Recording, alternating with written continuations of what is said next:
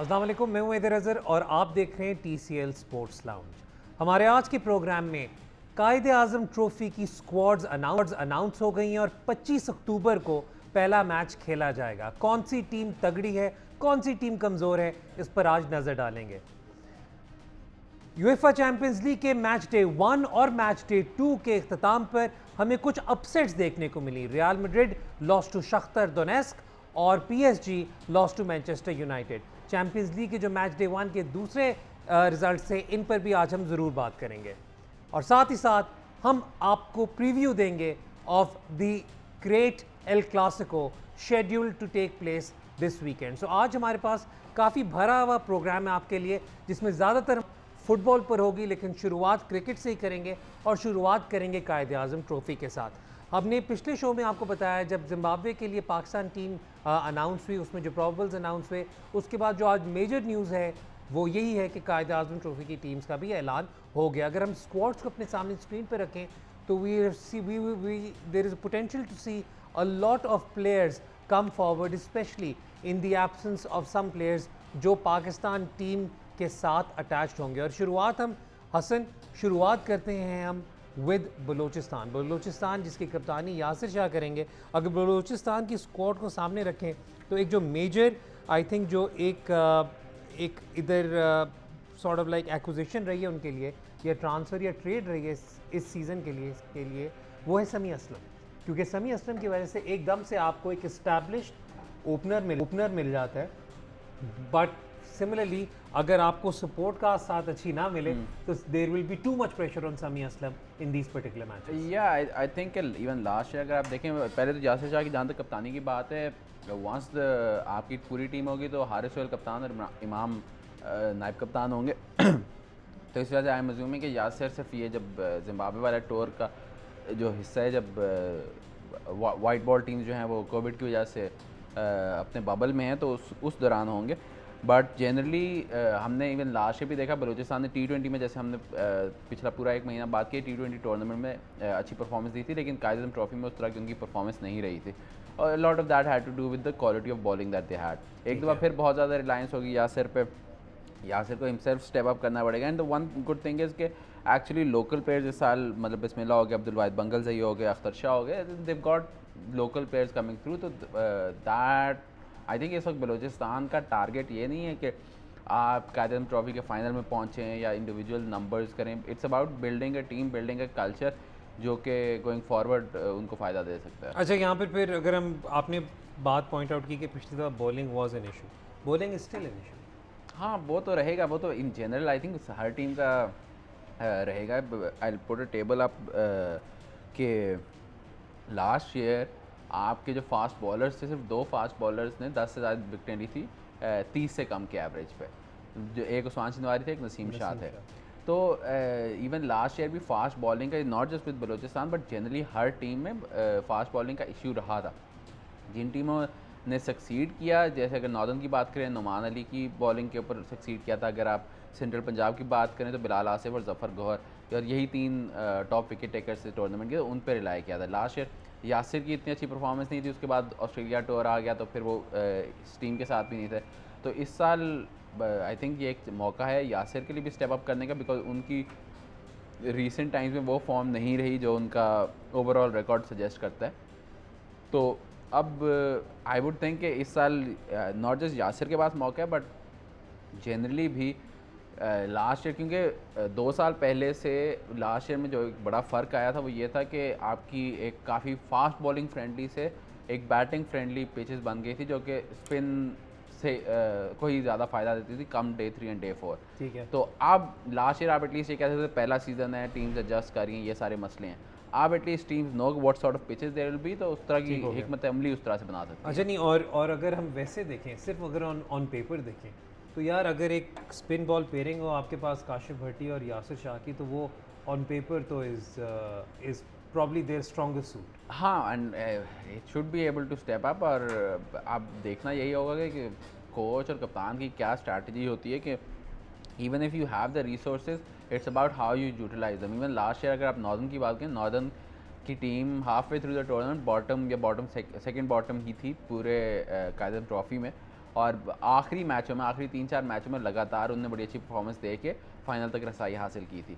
तो it's about कि basically आप कितना जीत के लिए जाते हैं और कितना आप मतलब you are going through the motions. ठीक हो गया। अच्छा, अब बात करते हैं जी डिफेंडिंग चैंपियंस की, सेंट्रल पंजाब, जिनके कप्तान होंगे पाकिस्तान के test team captain Azhar Ali और वाइस कैप्टन होंगे साद नसीम। ऑलरेडी हसन ने अपने जो पिछले सीज़न की एक जो बहुत मुख्तसरन एक रिव्यू दिया था, उसमें उन्होंने बात की थी of how important Zafar Gohar was to this team. लेकिन हसन, क्योंकि जफ़र गौहर वाइट बॉल के लिए कॉल अप हुए हैं, आपके पास अगर हम इस टीम में देखें तो Bilal Asif is still there, लेकिन who is going to be pairing him in these conditions as a spin partner? मतलब कासिम अकरम did really well, लेकिन I don't think वो इस वक्त उस लेवल पर हैं। Yeah, I also don't think Qasim might be the exact backup for Bilal Asif, क्योंकि off spinner है जो बैटिंग भी कर लेता है, तो इस लिहाज से। और कासिम इज़ प्रॉब्ली बेटर, मतलब अभी वो तो 17-18 साल के, उनका फ्यूचर देखना होगा, but I think going forward he will probably be a batting allrounder than anything else. तो for now I would think Ahmed Safi Abdullah will be the direct replacement for Zafar Gohar. Obviously Ahmed जो है वो जफ़र के लेवल का बैट्समैन तो नहीं है। जफ़र ने पिछले साल 450 रन किए थे, 40 के करीब आउट किए थे, प्लेयर ऑफ द टूर्नामेंट हुए थे। तो वन थिंग जो सेंट्रल पंजाब की मिसिंग है at least for the next few matches is के उनकी काफ़ी जो स्ट्रेंथ थी, मतलब आप बाबर आजम की बात करें, Zafar Gohar as I said player of the tournament last year थे, नसीम शाह, फ़हीम अशरफ जो उनका फास्ट बॉलिंग प्लेयर है, none of them are part of the squad. तो पहले 1-2-3 मैचेस में सेंट्रल पंजाब को just stay above the water वाली सिचुएशन होगी, क्योंकि अगर आप लास्ट ईयर देखें तो they dominated the round robin stages और फाइनल भी उन्होंने काफ़ी हद तक डोमिनेट ही किया था। अच्छा, मेरा भी यहाँ पर एक सवाल है, एक यहाँ पर, एक नाम है यहाँ पर बिल्कुल एहसान आदिल के नीचे, how fit is Hasan Ali? So I met him I think 1.5-2 हफ्ते पहले, हाँ 2 हफ्ते पहले, तो तब ही was ready to play pretty much. तो जब नेशनल T20 चल रहा था, ही सेड कि आई आस्क्ड हिम कि बेसिकली उस वक्त आई थिंक बाबर और फ़हीम ने ज्वाइन करने लगे थे सेंट्रल पंजाब को, तो आई अज्यूम कि ही वुड एज वेल। तो ही सेड नहीं, मैं नेशनल T20 में once the Quaid-e-Azam trophy starts तो तब मैं टीम को ज्वाइन करूँगा। एंड आई थिंक कि not just him but a lot of Pakistani काफ़ी देर से इंतज़ार कर रहे हैं for Hasan to get fully fit. And Hasan needs to play, जितनी ज़्यादा फर्स्ट क्लास क्रिकेट खेलेगा, जितना ज़्यादा अपना रिदम और ग्रूव वापस हासिल करेगा, उतना ही उसको भी फ़ायदा है और पाकिस्तान को भी फ़ायदा है। लेकिन मैं मतलब Hasan Ali is one of my favourite cricketers, लेकिन मैं तो यही चाहूँगा कि PSL के रिमेनिंग मैचेस के बाद ही ज़्यादा फॉर्म में है। नहीं, be fit for that, don't worry, he will be fit for that. अच्छा, खैबर पख्तूनख्वा की तरफ चलते हैं। अशफाक अहमद कप्तानी संभालेंगे मोहम्मद रिजवान मौजूदगी में। और अगर हम इस टीम में बात करें, देखें अब खैबर पख्तूनख्वा की टीम हैज़ ऑलवेज परफॉर्म, मतलब ये हमेशा जेल करती है, आपको एक क्लियर कट टीम स्पिरिट नज़र आता है इस रीजन की टीम के साथ। जो एक नाम है जो मुझे बहुत जिसने इम्प्रेस किया था पिछले सीज़न भी और उससे पहले भी जितना हम ऑब्जर्व करते रहे हैं, एंड आई वुड वांट कि that player gets more opportunity. और मुझे लगता है कि इस वक्त इनके जब ये कुछ बैट्समैन मिसिंग है तो अपॉर्चुनिटी मिल सकती है, दैट इज़ नबी गुल। नबी गुल is a really good player. हाँ, बट लाइक नबी गुल का भी इशू ये है कि he is basically fighting for a spot top 3 he usually वो बैटिंग करता है। और अगर आप KP का अगर हिस्टोरिकली भी देखें, पहले पेशावर की भी टीम होती थी, Israrullah, I think Israrullah still in the team, I think last year वो सेकंड 11 में। तो अशफाक ने ऊपर से स्कोर किया था, साहिबजादा टॉप ऑर्डर बैट्समैन है जो KP का हिस्सा रहे हैं 2-3 मतलब जब से वो आए हैं। तो जनरली उनका यही मसला रहा है कि ऊपर के सारे जो उनके यंग बैट्समैन भी आ रहे हैं, ज़्यादातर वो ऊपर के नंबरों के ही बैट्समैन। इवन अशफाक ने भी I think last year started off sorry second 11 में उन्होंने आगाज़ किया था and then ended up as the top scorer, या might have been in the second 11 in the initial squad, फिर इमीडिएटली फर्स्ट 11 में आ गए थे। अगेन सेम इशू है सेंट्रल पंजाब के, उनकी जो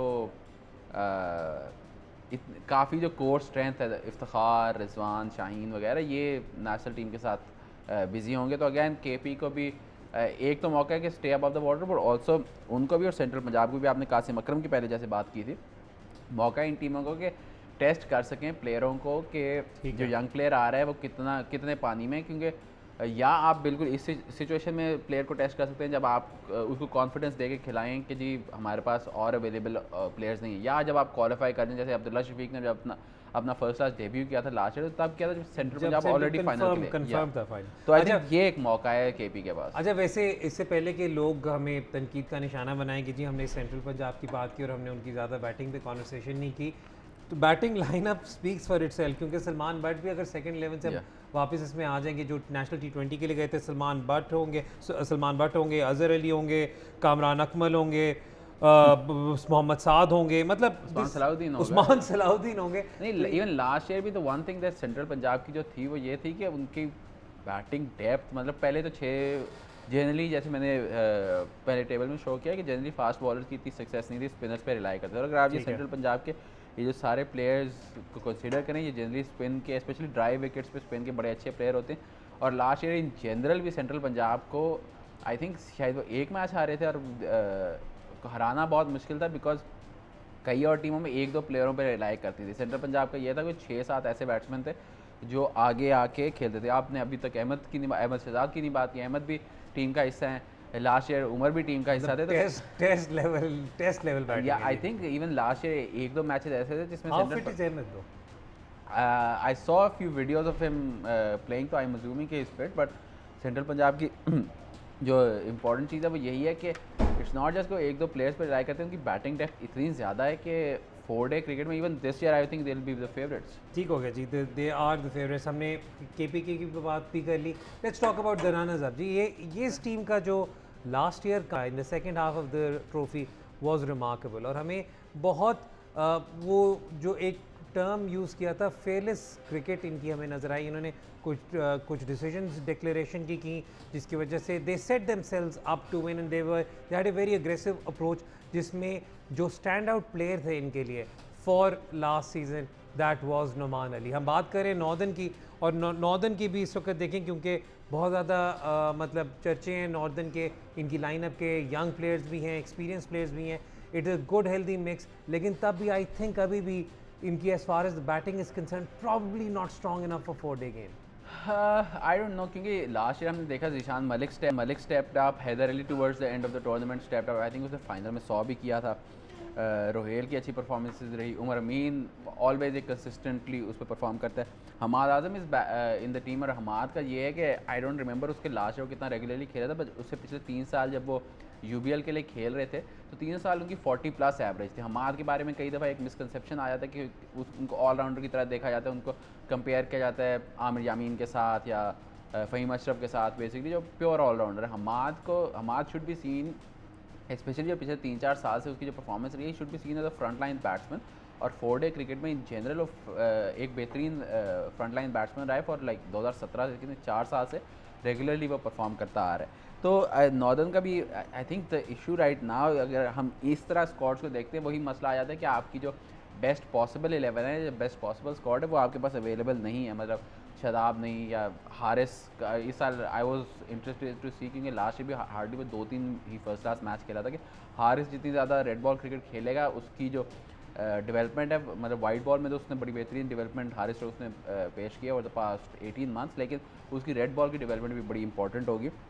And I think the other thing with them, I don't know why that happened, but Mohammad Nawaz not being in the squad is like a surprise for me, क्योंकि I remember जब पहले match हुआ था पिछले साल कायदम trophy का, तो पहले मैच में आसिफ अली और मोहम्मद नवाज़ की ने फॉलो ऑन के बाद सेकंड इनिंग्स में दोनों ने सेंचुरी स्कोर की थी टीम को बचाने के लिए। But I guess rest of the tournament वो परफॉर्मेंस नहीं रही जो उनकी कोचिंग स्टाफ को इतनी हेल्प करती है। But I am slightly disappointed for him, क्योंकि दिस इज़ अ गाय जो कि पाकिस्तान के लिए टेस्ट क्रिकेट खेला और अब जो है अब फर्स्ट 11 नहीं खेला। That's a worry for me. ठीक है जी, वक्त हो रहा है ब्रेक का। ब्रेक के बाद जब वापस आएंगे तो सिंध और सदर्न पंजाब की बात करेंगे, और हम चैंपियंस लीग के 1 और मैच डे 2 की भी कॉन्वर्सेशन करेंगे।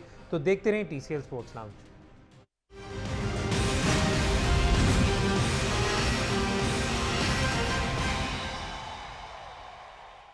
कायदे आज़म ट्रॉफी की स्क्वाड्स पर नज़र डाल रहे थे, और अब बात करेंगे हम सिंध की टीम के कप्तान होंगे सरफराज अहमद, पाकिस्तान के साबिक कैप्टन, और उनके साथ वाइस कैप्टन होंगे असद शफीक, पाकिस्तान के साबिक वाइस कैप्टन, राइट। तो अब इस वक्त अगर हम इनकी टीम की तरफ अगर नज़र डालते हैं तो जो हसन एक चीज़ काफ़ी नुमाया है उसमें वो ये कि इनके पास हर डिपार्टमेंट में सिग्निफिकेंट एक्सपीरियंस है। मतलब अगर आप इनकी पेस भी देखें, पेस डिपार्टमेंट, पेस बैटरी को ले लें, I won't call it an express pace battery, लेकिन सुहेल खान, ताबिश खान, आपके पास यहाँ पर ये दोनों मौजूद हैं। फिर अगर आप बैटिंग देखें तो बैटिंग में असद शफीक, सरफराज अहमद और साथ में साद अली ये भी मौजूद हैं। साद अली आई नो मतलब उतने एक्सपीरियंस तो नहीं है but he is been playing quite regularly, plus you can never ever not mention Fawad Alam. और अगर हम इनके पास स्पिन में बात करें तो स्पिन में मोहम्मद असगर भी आपको नज़र आते हैं, आपको Ashiq Ali is a very good off spin option. So I mean they have a bit of everything there. Saud Shakeel भी है, so I think this team has the potential to be the dark horses for this tournament. Yes, क्योंकि even last year भी अगर आप देखें तो last year they should have been, मतलब कि द टीम जो कि सेकंड स्पॉट के लिए कम्पीट कर रही थी, क्योंकि अगर सेंट्रल पंजाब के अलावा आप टीम देखते थे तो गोइंग इनटू द टूर्नामेंट ये बात थी कि केपी और सिंध में से एक फाइनल में होगा सेंट्रल पंजाब के साथ rather than northern. I think Sindh का लास्ट ईयर जो इशू आया था वो ये था कि दे प्लेड डिफेंसिव क्रिकेट, थोड़ी सी सेल्फिश क्रिकेट खेले थे, ड्रॉज के लिए खेलते थे, अपने स्कोर्स के लिए खेलते थे, विच मतलब सॉर्ट ऑफ मेक सेंस, क्योंकि lot of their players are players जो कि पाकिस्तान टीम से इमीडिएटली बाहर होते हैं और they need to perform to get back into the team, तो फिर कई दफ़ा वो इशू आ जाता है। One thing I am obviously disappointed with is not having Azam there, क्योंकि again as I said with Haris कि जब इवन आपके जो वाइट बॉल स्पेशलिस्ट भी होते हैं दे नीड टू हैव वो रेड बॉल एक्सपीरियंस खेलने का, बट आजम को hopefully they have him in the second 11 और वहाँ पे वो परफॉर्म कर सकेगा। साद अली की आपने बात की, आई थिंक साद अली का 2016-17 का सीज़न था या 17-18 के सीज़न था जिस साल उन्होंने आई थिंक 970 के करीब रन किए थे, टॉप स्कोरर थे काज़म ट्रॉफ़ी के। आई think it was the highest runs जो कि किसी भी प्लेयर ने 7-8 सालों में काज़म ट्रॉफ़ी में किए थे, बट उसके बाद से उनकी वो डेवलपमेंट नहीं हुई या उनकी वो परफॉर्मेंस नहीं रही। आई थिंक उस वक्त वो 2017 आई थिंक था, क्योंकि वो पाकिस्तान का इंग्लैंड टूर भी था अराउंड दैट टाइम ही, तो उसमें भी वो हिस्सा रहे थे नेशनल टीम का जब उस्मान सलाउद्दीन उनके ऊपर खेले। तो आई होप टू सी कि साद अली स्टेप अप करें। साउथ शकील भी है, these are the two guys. मतलब हाँ, आप फवाद आलम की बात करते हैं, आप असद शफीक की बात करते हैं, मैंने खुरम मंजूर का तो नाम भी नहीं लिया। खुरम से तो आपको पता है कि वो एक लेवल ऑफ कंसिस्टेंसी जो है एट दिस लेवल, मतलब डोमेस्टिक पे, बेशक वो T20 है, बेशक वो वनडे हो, बेशक वो फर्स्ट क्लास है, वो एक सर्टन लेवल ऑफ कंसिस्टेंसी, एक वो stable senior top order batsman जो है वो खुरम प्रोवाइड करेगा। इशू लास्ट ईयर जो उनके नंबर ऑफ ड्रॉज, जितने ज़्यादा ड्रॉज हो रहे थे उसकी वजह ये थी कि उनकी बॉलिंग उस तरह से परफॉर्म नहीं कर पाई। मैंने नुमान अली की बात की, ज़फ़र गौहर की बात की, बिलाल आसिफ की बात की, स्पिनर्स दूसरी टीमों के स्पिनर्स जो हैं वो परफॉर्म करते रहे थे, सिंध के किसी भी स्पिनर ने उस तरह से स्टेप अप नहीं किया था। होपफुली अब विद आशिक एंड असगर देर शायद उनके पास चांस हो। जहाँ तक फास्ट बॉलिंग की बात है, जैसे हमने पहले टेबल में देखा, सोहेल खान, ताविश खान दोनों ने 20-20 से ऊपर आउट किए थे, लेकिन दोनों की 40 के लगभग एवरेज थी। तो अगर आप 40 के लगभग आपके मेन दो बॉलर्स की एवरेज है तो आपको 350-400 तो लगेगा ही लगेगा, या यूजुअली 400 प्लस लगेगा। That's the one thing that I want to see कि वो किस तरह स्टेप अप करते हैं। मीर हमजा को प्रॉब्ली मीर हमजा पे काफ़ी ज़्यादा रिलाय करेंगे। अगेन वो मीर हमजा पे रिलाय करेंगे if he's getting regular chances. he should get regular chances, but at the same time Kookaburra ball और इन पिचेस पे मीर हमजा की लास्ट ईयर भी वो परफॉर्मेंस नहीं रही जब उससे पहले डिपार्टमेंट क्रिकेट के ज़माने में उनकी रेगुलर परफॉर्मेंसेस रहती थी। ये अब सिंध के पास मौका है, आई थिंक थोड़ा सा उनको मैं ये थोड़ा सा फेवर भी नहीं, थोड़ा सा इनका बेनिफिट ऑफ डाउट भी दूंगा कि जनरली जिन पिचेस पे वो खेलते हैं वो सबसे ज़्यादा बैटिंग फ्रेंडली रही हैं, तो फास्ट बॉलर्स के लिए भी बड़ा मुश्किल होता है। बट इस साल आई होप टू सी के Sindh go in with this mindset कि we have to try to win every game, we have to हमारे दिमाग में ये होना चाहिए कि अगर 10 मैच हैं 10 में से 6 या 7 पे तो एटलीस्ट हम कोशिश करें जीतने की, because they've got the talent. I think उनके टैलेंट के ऊपर कोई डाउट नहीं, आई थिंक उनकी अप्रोच जो है वो थोड़ी सी प्रोग्रेसिव होनी चाहिए। बिकॉज अगर आप नॉर्दर्न की बात करें, लास्ट ईयर भी नॉर्दर्न का स्क्वाड देखें और सिंध का स्क्वाड देखें, मुवाजना नहीं बनता, लेकिन नॉर्दर्न क्यों फाइनल में पहुंची थी? Because they were going for wins. ठीक हो गया। अच्छा, आप जल्दी से सदर्न पंजाब की बात कर लेते हैं, जो आखिरी टीम है। कप्तान होंगे मसूद और वाइस कैप्टन होंगे Hussain Talat. Southern Punjab national T20 tournament में आपने हमें देखा कि हमने बहुत ज़्यादा सदर्न पंजाब पे बात की, लेकिन अगर हम 4 डे पे बात करें तो इनके पास प्रॉब्ली दुनिया का बेस्ट सीम बॉलर है in their lineup in the shape of Mohammad Abbas. लेकिन हसन, एक तो आई थिंक राहत अली अभी भी इंजर्ड है शायद, तो ये 100% फिट नहीं है, तो he is not there. Bilawal Bhatti वापस आए हैं फ्रॉम द सेकंड 11। अब्बास और हम जाहिद महमूद की बात करते रहे पहले, लेकिन आपको तो अंदाजा है कि 4 डे में जाहिद इतने कंसिस्टेंट नहीं थे लास्ट ईयर, नहीं थे, एंड आई थिंक उनकी टीम मैनेजमेंट को भी उनसे थोड़ी सी मायूसी थी जिस तरह से उनकी 4 डे की परफॉर्मेंस रही थी। One name I forgot to mention earlier was, अभी मेरे दिमाग में है कि लास्ट ईयर के कायदम ट्रॉफी के जो टॉप स्कोरर थे इमरान बट, वो बलोचिस्तान के साथ and I think just one thing to say about Imran Butt के आई वुड हैव थॉट कि कंसीडरिंग जो उनकी लास्ट ईयर परफॉर्मेंस थी कि वो टेस्ट टीम का हिस्सा बन सकते थे। आई थिंक इंग्लैंड वाले शायद स्क्वाड का भी हिस्सा रहे थे वो, एंड आई होप टू सी, क्योंकि वो भी अगेन ओपन करता है या नंबर 3 पे यूजुअली खेलता है, होप टू सी कि इस साल भी वो 800 900 हज़ार रन करेंगे, क्योंकि अगर वो 2 साल में 2000 रन कर लेते हैं तो फिर जितना उनके पास बैकिंग होगी फवाद आलम साइड, जनरली इस पे पाकिस्तान में के लिए खिलाड़ी खेल जाते हैं। But as far as southern Punjab की बात है, the issue with them was last year again Abbas की जैसे बाकी फास्ट बॉलर्स का है वो परफॉर्मेंस नहीं रही थी on these pitches as you usually expect, which was surprising for me, क्योंकि इसी I think Abbas fully fit भी हाँ, नहीं अब्बास थे। फुली फिट नहीं था, उनका ऑस्ट्रेलिया issue था। वाला टूर पे जी। भी आई थिंक उसने पहला मैच मिस किया था। बट अब्बास इज समवन जो कि इस तरह की पिचों पे आप एक्सपेक्ट करते हैं, आपकी तवक्को यही होती है कि वो परफॉर्म करेगा, क्योंकि अगर आप उसका यूएई का भी रिकॉर्ड देखें तो it's extraordinary, specially for somebody at his pace. जो सदर्न पंजाब के the interesting thing for me is कि Dilbar is part of the first class squad, which is I think because कि अगैन टीम्स शायद आहिस्ता आहिस्ता रियलाइज़ करना शुरू हो गई कि स्लो डेड पिचेस पे आपको एक्स्ट्रा पेस वाले बॉलर्स ठीक है। चाहिए, and I think it will be good for Dilbar as well. The one thing is कि again Zahid end of the tournament तो हार्डली खेला था बिकॉज इरफान झेलर उनका मेन लेफ्ट आर्म स्पिनर था। इस पे भी मैं स्क्वाड पे थोड़ा सा मेरा क्वेश्चन मार्क बनता है कि इरफान झेलर जो है, मोहम्मद इरफान जो लेफ्ट आर्म स्पिनर है, वो पिछले 3-4 साल से इस बिन मतलब काशिफ भट्टी की आप बात करें, नुमान अली की बात करें, इरफान झेलर इज़ द थर्ड का, ये तीनों जो है रेगुलरली एक्सपीरियंस जो लेफ्ट आर्म स्पिनर्स में उनमें से परफॉर्म करते रहे हैं। तो विद हिम देयर कितने चांसेस उमर खान को मिलेंगे? हमने पहले बात की कि उमर खान ने पीएसएल में जिस तरह परफॉर्म किया, पाकिस्तान को उस तरह के बॉलर्स की ज़रूरत है जो बेसिकली यंग बॉलर और स्पिनर हो जो स्टेप अप कर सके। ऑलरेडी बहुत ज़्यादा रिलायंस शादाब पे होती है। लेकिन आई थिंक इरफान झेलर को प्रॉब्ली, मतलब मैं just thinking out loud, Yeah. ये बात अलग है कि इस टीम में 3 से 4 आपको ऑलराउंडर नजर आते हैं, लेकिन Irfan Jhelar is also pretty handy with the bat. हाँ, he is, but my point is कि I think Irfan Jhelar should play every game, but my point is कि क्या उमर खान Chances, ठीक है। यहाँ पे उसका बनना बनता था, बिकॉज उसकी डेवलपमेंट के लिए इट्स नॉट रियली आइडियल कि वो ऐसे स्क्वाड में जहाँ पे उसकी ये सिचुएशन आ रही हो कि अगर आप नॉर्दर्न की टीम देखें, नॉर्दर्न के पास हो गए, बट अगैन इरफान झेलर का एक्चुअल वो southern Punjab, I think central और सदर्न पंजाब दोनों का हिस्सा वो हो सकता था, तो वो वाली चीज़ आ जाती है। The one thing I want to see कि ऑब्वियसली शोएब मकसूद यहाँ पे नहीं है, he might be in the second 11 कि बेसिकली इनका बैट्समैन कौन स्टेप अप करेगा, क्योंकि वन ऑफ द इश्यूज जो सदर्न पंजाब का रहा था लास्ट ईयर वॉज के उनका जो मेन बैट्समैन था वो समी असलम था, no longer part of the squad. तो विदाउट समी असलम कौन उस तरह से परफॉर्म करेगा कि इनकी टीम की बैटिंग को कैरी कर सके। ठीक है जी, ये था हमारा प्रीव्यू ऑफ द टीम्स। ये हम आपको एक डिस्क्लेमर देते चलें कि जब पाकिस्तान की जब भी स्क्वाड अनाउंस होगी तो इनमें से कुछ लोग या तो चले जाएंगे या कुछ वापस आ जाया करेंगे। सो आई मीन ये कि we'll keep on updating you जैसे जैसे प्रोग्रेशन होती है। अब बात करते हैं यूएफए चैम्पियंस लीग की जी। UEFA Champions League 2020-2021 finally start off हुआ और हमें पहले मैच डे पर बहुत ही इंटरेस्टिंग रिजल्ट देखने को मिले। एक तो हमें ये पता चल गया कि मैनचेस्टर यूनाइटेड को पेरिस में खेलना बड़ा पसंद है, क्योंकि वो उन्होंने एक अपसेट की एंड दे डिफीटेड पीएसजी 2-1। और इस मैच की खास बात ये थी कि तीनों गोल मैनचेस्टर यूनाइटेड के प्लेयर्स ने किए थे। तो पीएसजी के लिए this was a huge upset, keeping in mind कि PSG is one of the pre tournament favourites, keeping in mind की जो उनकी सिचुएशन है, और जबकि मैनचेस्टर यूनाइटेड का इस वक्त एक रोलर कोस्टर सीजन जा रहा है। अगर हम पहले मैच डे के रिजल्ट्स देखें तो यूवेंटस 1-2 अगेंस्ट डिनामो कीव। ये रिजल्ट सिग्निफिकेंट इसलिए कि Dinamo hadn't lost at home for the longest time in the Champions league, so that was why this result was significant. और दूसरी बात ये थी कि मेरी टीम है तो इसलिए दैट रिजल्ट वाज सिग्निफिकेंट। अच्छा जी, उसके अलावा हम देखें रेड बुल लाइप्जिग ने बहुत अच्छा आगाज़ किया।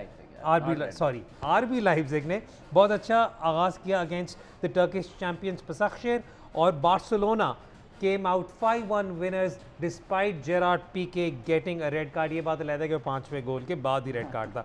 लाजियो ने डॉर्टमुंड को हराया 3-1, और इस पर हसन ही बात करेंगे। और चेल्सी मैनेज्ड अ 0-0 ड्रॉ अगेंस्ट सेविया। तो जल्दी से पहले पीएसजी मैनचेस्टर यूनाइटेड पे बात कर लें। I think PSG Manchester United पे जो एक चीज़ वाज़ेह दिखाई दी as far as PSG is concern कि अभी भी अगर ड्रैक्सलर या स्पेशली वैरायटी नहीं खेल रहा तो पीएसजी की मिडफील्ड में वो कोई कनेक्शन नहीं है, उनके फ्रंट 3 और बैक 3। अगर इस मैच को देखें तो I think Idrissa Gueye was playing, Danilo was playing, तो 2 pure defensive midfielder, Ander Herrera जो एक ज़माने में बॉल कैरियर होते थे but he is also become sort of a defensive midfielder. जिस सिचुएशन में Neymar is forced to come back, तो PSG की सक्सेस गोइंग फॉरवर्ड तो यही रहेगी, जब वैराटी इज इंजरी प्रोन और वैराटी की उनके पास कोई रिप्लेसमेंट नहीं, that is one thing that need. जहाँ तक मैनचेस्टर यूनाइटेड की बात है, आई थिंक एक चीज़ ऑब्वियस है जब से सोल्शायर आए हैं कि अगर वो 7 run behind the ball counter attack वाली गेम खेल रहे हैं, तो हमने बड़े मैचेस में बड़ी टीमों के खिलाफ उनको देखा है जनरली सक्सीड करते। इवन PSG के खिलाफ जिस मैच की बेसिस पे उनको ये नौकरी मिली हुई है, इवन वो वाला मैच भी इसी तरह खेले थे। तो अगेन वही बात के काउंटर पे जो इट्स सॉर्ट ऑफ वो चीज़ के एक स्पेसिफिक तरीका है सोल्शायर की सक्सेस का, which is man behind the ball counter with the pace of Rashford, Martial, Daniel James अगर खेल रहा हो या जो मर्जी हो। तो I don't think, I know कि Manchester United fans celebrate this win, but I don't think उनकी टीम की डेवलपमेंट या उन्होंने अपनी टीम के बारे में इतना सीखा होगा। I am more worried about PSG के क्या उनके फॉर अ टीम जिसने मतलब अरबों डॉलर खर्चे हुए हैं, उनके पास वो डेप्थ नहीं है जितनी उनकी होनी चाहिए। अच्छा, वैसे आपने कहा ना कि वो पता नहीं फैंस ने अपनी टीम की डेवलपमेंट देखी ना, देखो जब आप चैंपियंस लीग का मैच जीते हैं ना against a big team, development is the last thing on your mind. अच्छा जी, Fair enough. तो फिर वक्त हो रहा है ब्रेक का। ब्रेक के बाद जो सबसे सिग्निफिकेंट रिजल्ट था champions league was the upset of real Madrid at home, उस पर भी बात करेंगे, फिर साथ साथ रिव्यू करेंगे, प्रीव्यू करेंगे sorry, of the El Clasico this weekend. तो देखते रहिए TCL स्पोर्ट्स लाउंज।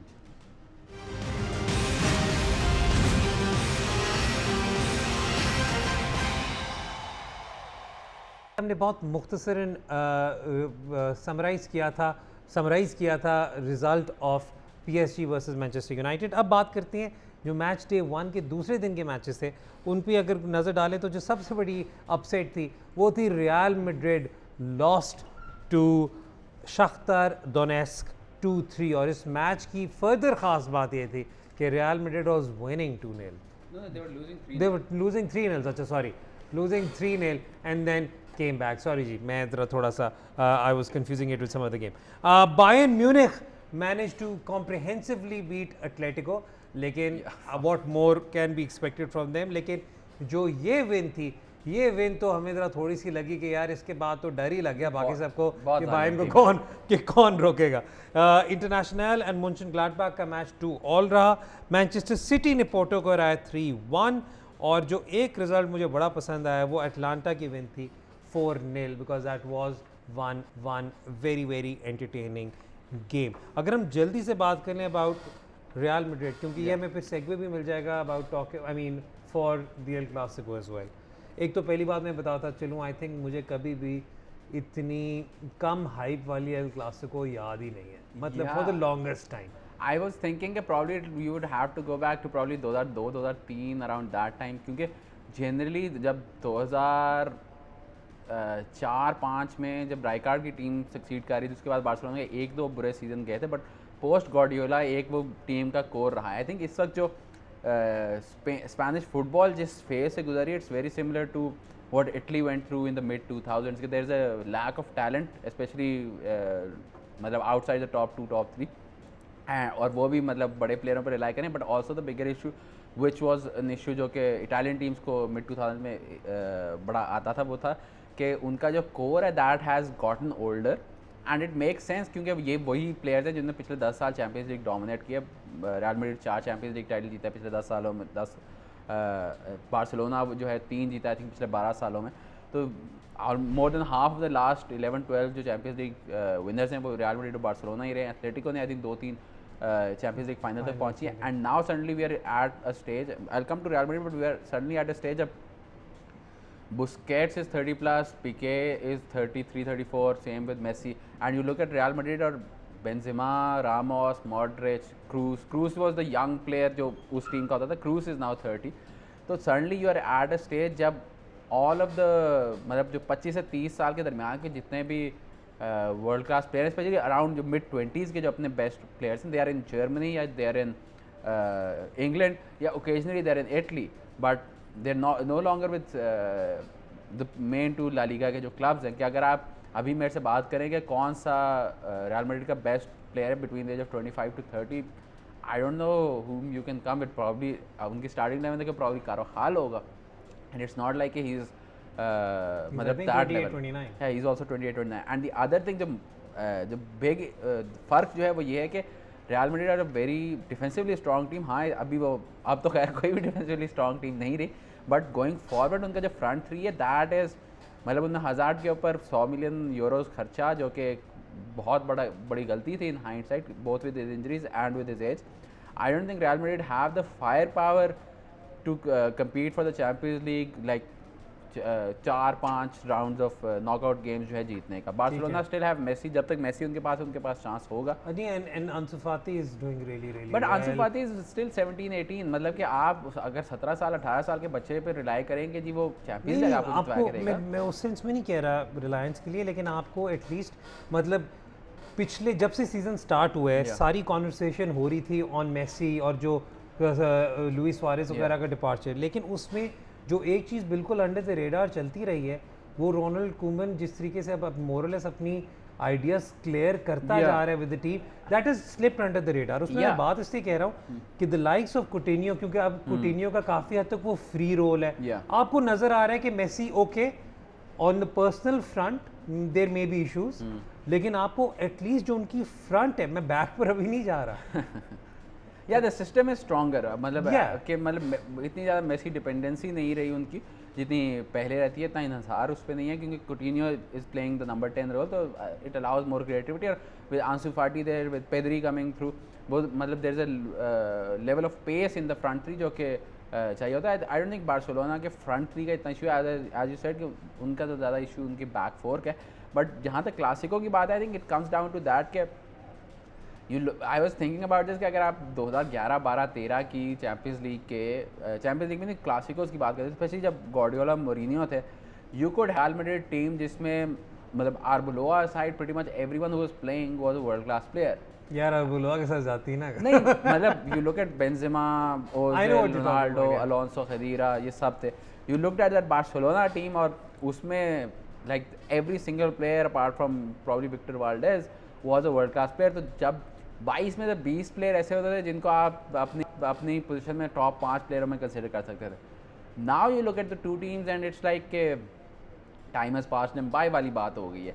तो ये Clasico obviously it will be a strange Clasico because I think it will be the first Clasico behind closed doors, तो वो वाले issues रहेंगे। But at the same time इस वक्त भी जो Clasico, the reason people are still interested in it is because Messi is still there. अगर Messi यहाँ पे ना होता तो how much of a difference would there be between this and से आज से 10 साल पहले की मिलान डार्बी। अच्छा नहीं, यहाँ पर अगर एल क्लासिको पे थोड़ी सी एक तो वैसे बिहाइंड क्लोज डोर्स में मैं एक बात तो बताना भूल ही गया, एक जो बहुत अच्छी चीज़ हमें देखने को नजर आई चैम्पियंस लीग में वो ये थी कि कुछ मैचेस थे जिनमें सपोर्टर्स वर अलाउड, मतलब जो डिनामो कीव और जुवेंटस का मैच था उसमें 21,000 सपोर्टर था। तो अब ग्रेजुअली आप देख रहे हैं कि I think it was one of 4 games जहाँ पर सपोर्टर्स अलाउड थे, लेकिन ऑब्वियसली 30% कैपेसिटी पर आ रहा था। अच्छा, लेकिन अगर हम जल्दी से वापस आएँ और जस्ट क्विकली ताकि हम इसे समराइज़ करके अगले मैचेस के प्रीव्यू की तरफ भी चलें, वो ये है कि अगर आप अब इस वक्त देखें इन दोनों स्क्वाड्स को, आपने कहा कि जी प्रॉबेबली मेसी, मतलब पहले होता था कि 22 में से 21 खिलाड़ी ऐसे होते थे जो अपनी पोजीशन में टॉप 5 में होते थे। अगर हम इस वक्त वाकई में रियलिस्टिकली देखें तो I think with the exception of Messi, a very aging Modric, Thibaut Courtois and Varane, कोई भी अब उस तरीके से world class player. I think you can add Benzema to that एक। Okay. और दूसरा if he is fully fit, Benzema is one of the top 5 strikers in the world. For his role, yeah, I would think Okay. so. And the other one जो कि I think is borderline there, और अगर वो एक पूरा season fully fit होके खेले, that's Frankie de Jong. अच्छा। Because I am a huge fan of Frankie de Jong, जो उसका Ajax वाला सीजन था, he was extraordinary in that, he didn't perform that way। मतलब बार्सिलोना I know उसके injury issues रहे थे, and like right now the one thing that I'm worried with is कि अभी जो 4-2-3-1 खेल रहा है कोमन, अगर बुस्केट्स आप फ्रैंकी de Jong के साथ रखेंगे, I would want कि फ्रैंकी de Jong के साथ एक मतलब के more box to box type player हो, या somebody like a Jordan Henderson type उस तरह का प्लेयर, या जीनी वाइनाल्डो। मैंने आज से 6-7 पहले कभी नहीं सोचा था यार उसके साथ कोई Jordan Henderson type. I think the most obvious one is के बेसिकली अगर even if Busquets is playing, Busquets और फ्रैंकी de Jong के साथ, द रीज़न आई थिंक पूरी समर जो है कोमन वाइनाल्डम के पीछे इसी वजह से रहा है, because that's the sort of player जो बार्सिलोना की वो मिडफील्ड को चाहिए।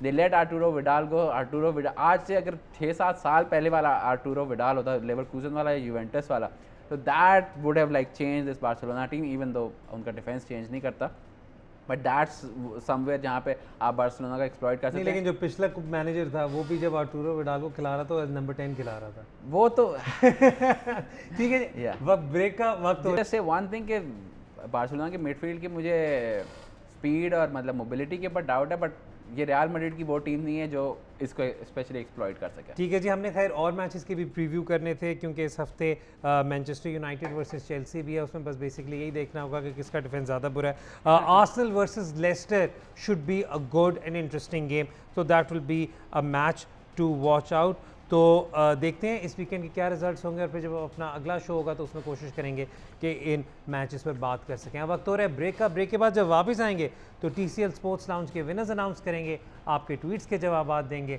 देखते रहें TCL स्पोर्ट्स लाउंज।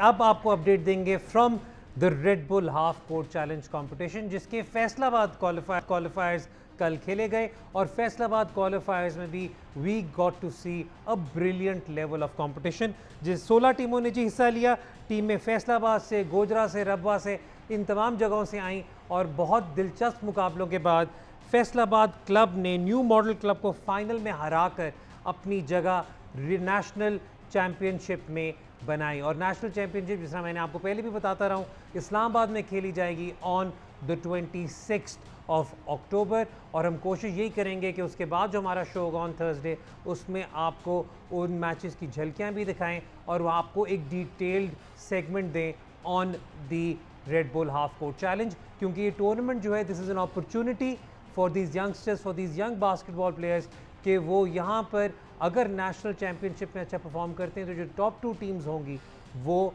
टर्की में बाद में half court Red Bull half court challenge का जो वर्ल्ड वाइड चैम्पियनशिप होगी उसमें हिस्सा लेंगी। So keep tune to this is an interesting event going on. और इसमें जो एक बहुत हार्टनिंग बात है वो ये भी है कि वुमेन टीम्स भी हिस्सा ले रही हैं और बहुत अच्छे तरीके से हमें एक अच्छा लेवल ऑफ कंपटीशन नज़र आ रहा है। अब जी चलते हैं बात की तरफ। TCL स्पोर्ट्स लाउंज के जी विनर्स, जिस तरह मैंने आपको हर दफ़ा बताता हूँ कि #TCL स्पोर्ट्स लाउंज लिखकर अपने सवालात और अपनी क्वेरीज हमें भेजें और randomly TCL Pakistan chooses these winners and picks these winners, और जिन्हें फिर गिव अवेज मिलते हैं। इनके अगर मैं जल्दी से नाम पढ़ता चलूँ जी, तो आज के हमारे विनर्स हैं शायरी जो ट्वीट करते हैं मेसी फीवर के नाम से, नासिर खान जो ट्वीट करते हैं नासिर यूसुफजई, हमज़ा मलिक, ज़ैनुल आबदीन और अहमद।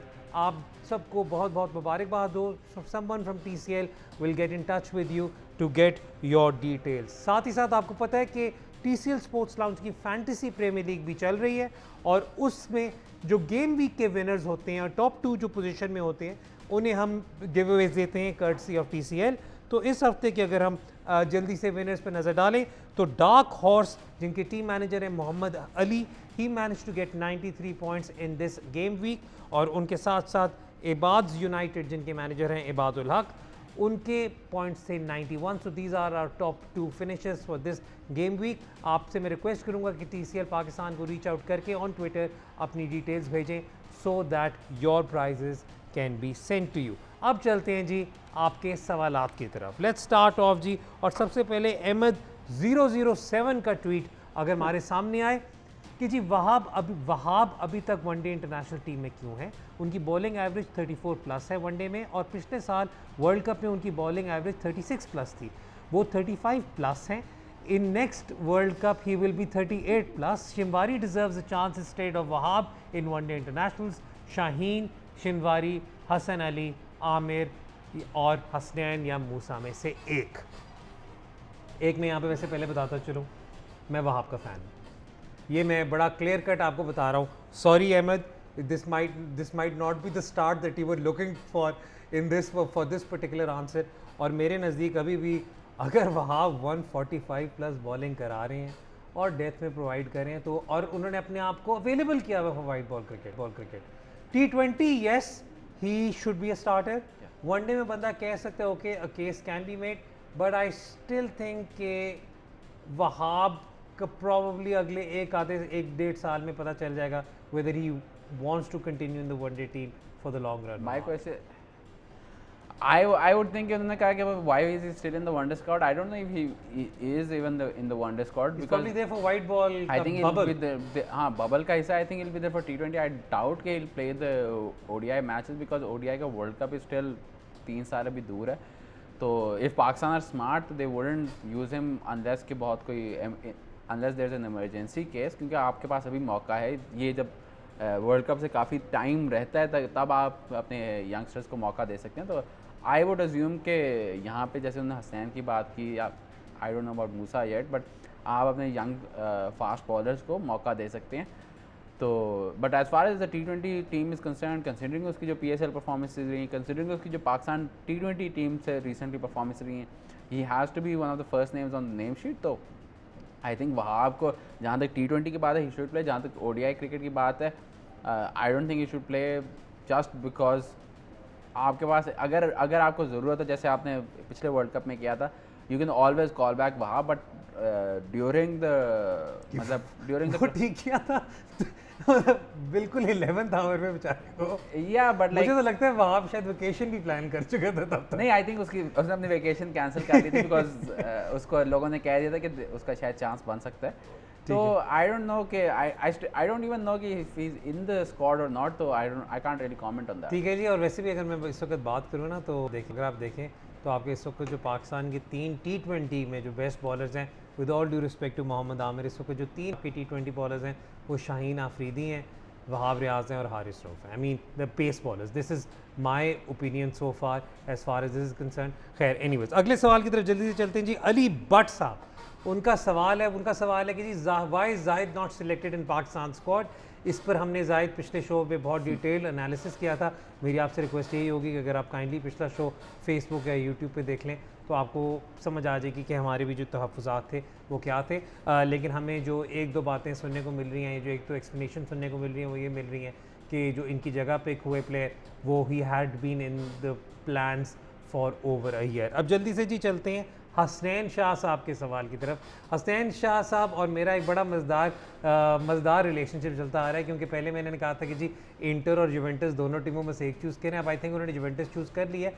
सवाल उनका रेहान भाई से रिलेटेड है लेकिन कह रहे हैं कि जी how do you see Juventus this season in this current Juve squad. Is the current Juve squad good enough to win the Champions League. मैं पहले बताता चलूँ जी रेहान ने आज शो पर आना था लेकिन जब कल रात को शख्तर दोनेस्क ने रियल मैड्रिड को हरा दिया तो रेहान ने कहा कि जी मैं नहीं आ रहा. तो ये वजह है जिस वजह से रेहान नहीं है.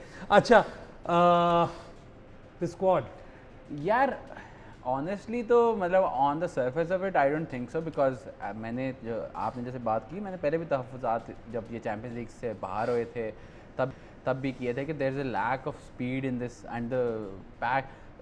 The funny thing with Juve is के probably the best inside forward मतलब इंसिनिया वगैरह के अलावा जो इटली में है that's Federico Chiesa. Juve bought Federico Chiesa. My assumption was कि now suddenly finally they have somebody जिसकी pace होगी in the front three. So now he's playing as wing back. So Sandro is injured. That's the reason. Yeah, but at the same time he's playing a back three with 2 wing backs. तो अगर वो वापस भी आया था, do you think कि वो 3-4-3 या 3-5-2 में एक one of the second striker खेलेगा? I don't know. But as far as they are good enough to win the Champions League squad, तो I think जो पिछले 1-1.5 महीने की फुटबॉल हुई उसके बाद तो behind the side there is no one who is good enough. कि अभी तो फुटबॉल की ये सिचुएशन है कि जो बेसिक जितने भी बड़े क्लब बड़े नाम होते हैं no one seems good enough. ना किसी का डिफेंस इतना तगड़ा है, जिनका डिफेंस तगड़ा है उनका अटैक नहीं तगड़ा. इस वक्त फुटबॉल बड़ी एक फ्लक्स स्टेज में कि जो वी आर यूज्ड टू के जी एक लेवल ऑफ डिफरेंस होता है between a mid table club, a second tier club and an elite club. इस वक्त every elite behind the side कोई भी एलीट क्लब अपने लेवल पे नहीं खेल रहा. ठीक है जी. वैसे मैं यहाँ पे बताता चलो ने केज़ा की बात की तो इज़ एब्सोल्युटली राइट क्योंकि आई थिंक जो थिंकिंग थी वो यही थी कि फ्रंट 3 में अगर कोई एडिशन आएगी तो क्लुसेफ्स्की की आएगी, कीपिंग इन माइंड जो क्लुसेफ्स्की का सीज़न रहा था. एक जल्दी से मैं एक सवाल स्क्रीन पर लाना चाह रहा हूँ फिर मैं वाइंड अप करूँगा. वो जी सुहेल अहमद साहब का. वो कह रहे हैं कि जी I need to have Hasan Cheema's critical analysis on the way forward from current situation for Real Madrid जो इस वक्त स्ट्रगल कर रहे हैं इंजरीज़ के साथ. और मैं रेहान भाई से इसलिए बात नहीं करना चाहता क्योंकि वो मैड्रिड फ़ैन है तो मैं आपको इसी बात पे सुहेल यहाँ पे छोड़ूंगा कि जब एक दफ़ा एल क्लासिको हो जाएगी तो I will request Hasan Cheema to do a detailed piece on Real Madrid. ये बात रहता है कि उन्होंने आज के शो में hopefully Madrid lose and hopefully will have Rehan सामने होगा जब हम सामने पॉइंट आउट करके बात करेंगे जी। हमारे शो का वक्त अपने अख्ताम को पहुंचा। आपको कैसा लगा हमें ज़रूर अपना फीडबैक दीजिएगा #TCL स्पोर्ट्स लाउंज लिखकर। अगली दफ़ा तक के लिए हसन चीमा और हैदर अज़हर को इजाज़त दें। खुदा हाफिज़।